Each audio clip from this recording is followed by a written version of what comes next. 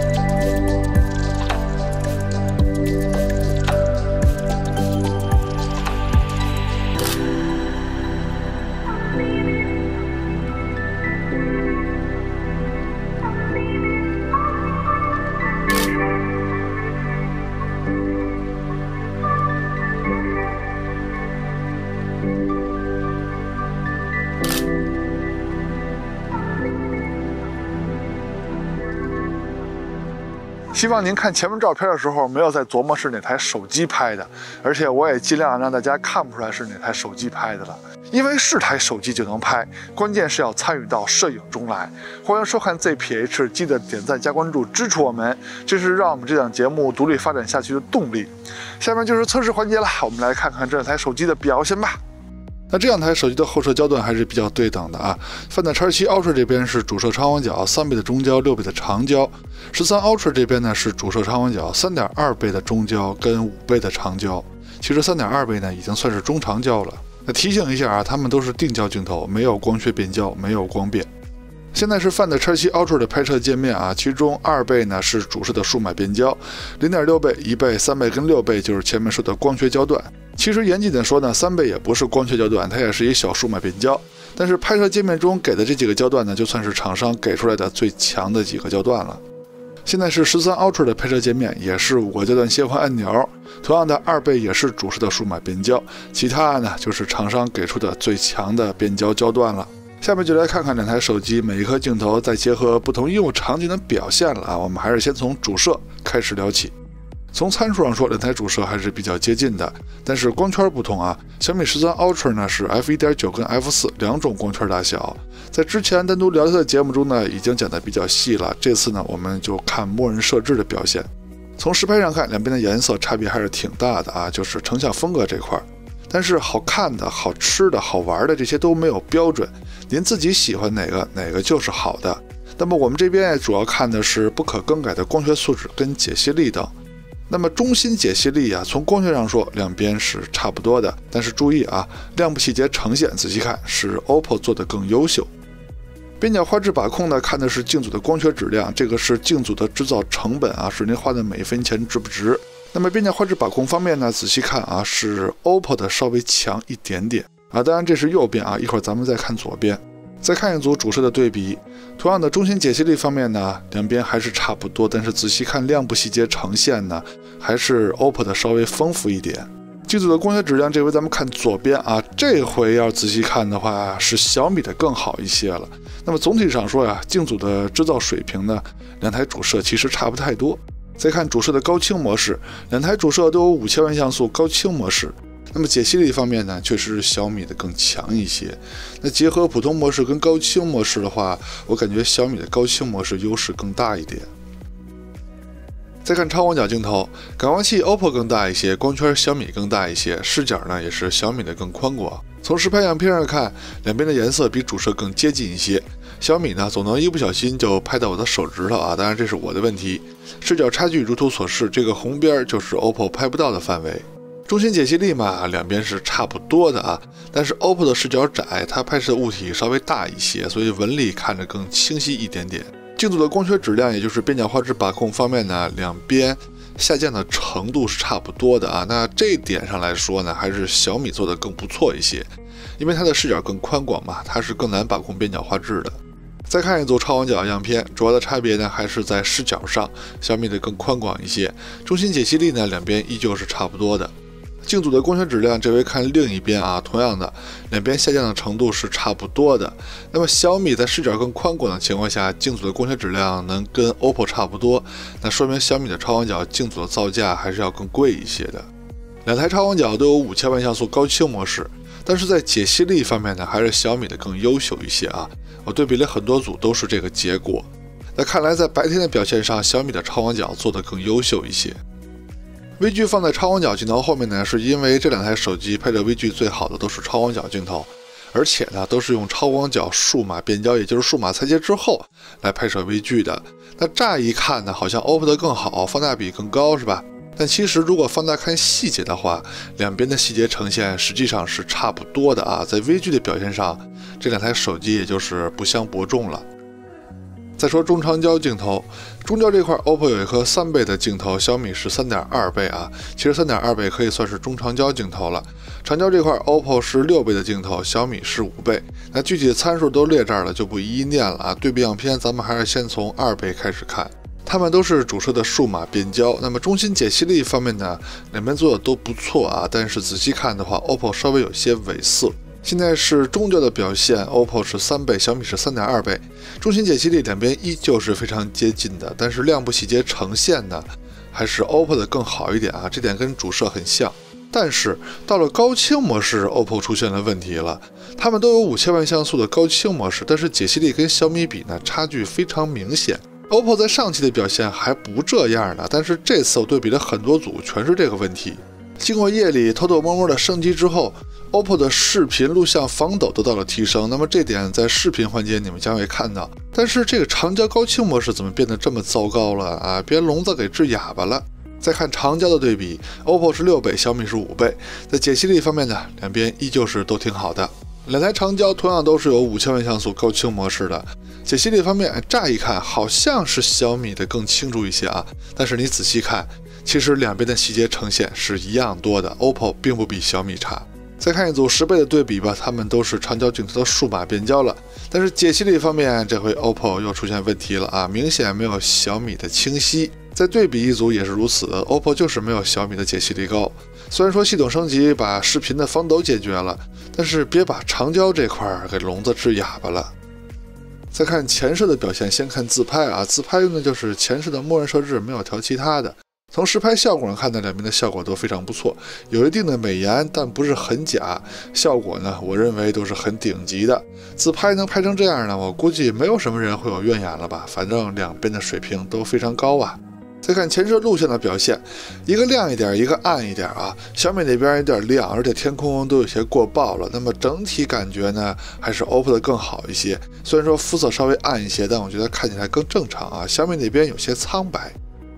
再看人像拍摄的对比，用的就是手机人像模式中的默认设置。在这种阳光直射的场景下 ，OPPO 这边的表现有些浓墨重彩了。但是对于男生来说呢，可能这种效果并不讨厌吧。但是对于女生来说呢，多半会喜欢小米那边的效果。但是小米那边啊，其实也不经看啊。但是换一个在阴影里的环境啊，这回小米的效果我认为就是比 OPPO 强了。我想无论是男生还是女生，可能都会选择小米这边吧。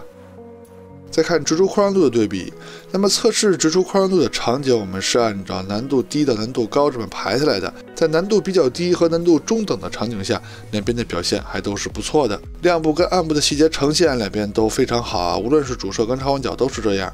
但是呢，颜色是有区别的。不过颜色呢，好说啊，都是可以调的，只要细节能拍出来，一切都好说。但是到了高难度场景，就是最后这一个场景，虽然说暗部细节呈现两边都是不错的，就是暗部能按得下去，而且还能保留细节，但是亮部啊，就是树枝与天空的分界上 ，OPPO 做的比小米更优秀啊。所以总体来说，直出扩张度的表现呢 ，OPPO 还是略胜一筹的。再看夜景的对比，上期说过 ，OPPO 这台手机呢是不能关闭自动夜景的，这点对于我来说是非常讨厌的。我也不知道这 OPPO 的工程师是因为太年轻啊，是没孩子也没宠物吗？没有在暗光下拍摄这些小可爱的需求啊，他不知道这自动夜景是多么讨厌的一个存在。那么你无论是点击屏幕上关闭自动夜景这个按钮，还是打开运动模式啊，总之这台手机它就是有自动夜景啊，自动夜景会时刻伴随着暗光环境的拍摄。你看人家小米，只要关闭了自动夜景，在暗的地方拍摄成像速度是多么的快啊，随拍随有。那如果我想在暗的地方拍好点，我直接选夜景模式不好吗？先看第一个场景，两边无论是主摄还是超广角，亮部跟暗部的细节呈现都没问题啊，都挺好。现在是2倍的表现，它们都是主摄的数码变焦，亮部细节呈现呢是 OPPO 的更好一些啊，但是 OPPO 是自动夜景，人小米是直出。现在是中焦的表现 ，OPPO 是3倍，小米是3.2倍。虽然说 OPPO 还是有自动夜景，但是这回亮部跟暗部的细节呈现呢，相对于小米来说也没有什么优势。现在是长焦的表现 ，OPPO 是6倍，小米是5倍。那这回呢，亮部细节呈现呢，还是 OPPO 的更好一点啊。但 OPPO 还是自动夜景嘛，你有自动夜景就应该强一些。到了这个有难度的场景 ，OPPO 比上一次的表现强多了。经过晚上自己偷摸升级之后呢，无论是主摄还是超广角，最起码自动夜景的条件下，能把这个场景拍得比较好了。而小米那边呢，跟原来一样啊，只要是直出，无论是主摄跟超广角拍的都不咋地。同样的，小米在这个场景要想拍得不错呢，就得打开夜景模式了。打开之后还是不错的，主摄跟超广角的效果都有提升，但是超广角跟 OPPO 比呢，还是差一些。再来一个高难度的场景，这个场景两边的表现都还不错啊，小米直出的效果也还行。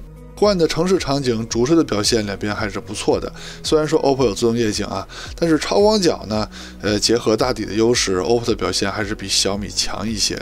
从祖传神树场景开始就要打开夜景模式了，主摄的表现两边依旧是非常接近，但是超广角呢 ，OPPO 还是要更强一些，但是只是暂时的。健身器场景已经很难了啊，主摄的表现两边依旧可以说是半斤八两，超广角的表现依旧是 OPPO 的更强一点。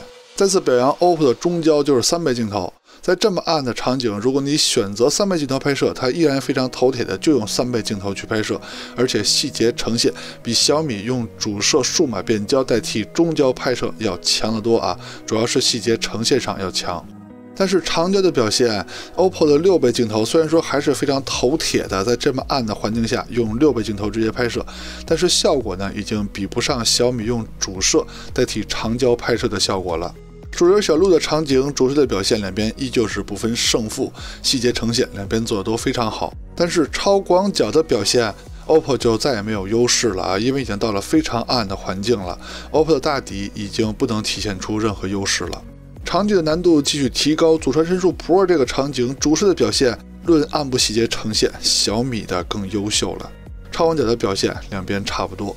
到了最暗的女流氓小巷，主摄的差距不用放大就能看出来了啊，细节呈现小米的更好。这主要是 OPPO 吃亏在夜景的曝光时间太短了，它只有不到2秒，小米还有3秒呢。超广角的表现呢，仔细看的话，细节呈现反而是小米的更好了。综合起来看呢，虽然说 OPPO 在城市环境比小米的强一些啊，但是它不能关闭自动夜景，这点非常讨厌。到了极暗环境呢，小米的更胜一筹。视频录制用的就是手机的默认设置，也是最接近微信、抖音等社交软件录制的效果。现在是主摄白天的表现，可以看到 OPPO 这边经过系统升级之后，防抖比上一期节目中的效果提升了非常多啊。清晰度的表现，也就是解析力方面，两边做的都非常不错。现在是超广角的表现，防抖也是得到了非常大的提升。亮度方面，也就是颜色上两边稍微有些区别，但是解析力呢，两边都很好。现在是2倍录像的表现，它们都是主摄的数码变焦，从效果上看呢，两边都没有问题。现在 OPPO 是3倍，小米是3.2倍，颜色的区别还是挺大的啊！你们更喜欢哪边的效果呢？防抖方面 ，OPPO 虽然说看起来有些晃，但是这个防抖效果呢也还行。现在 OPPO 是6倍，小米是5倍，解析力两边都没问题，但是这回防抖上 OPPO 就有些不行了啊，细微的颤动能看出来有点抖。现在是夜晚主摄的表现，两边都有些鬼影啊，但是小米的鬼影更重一些。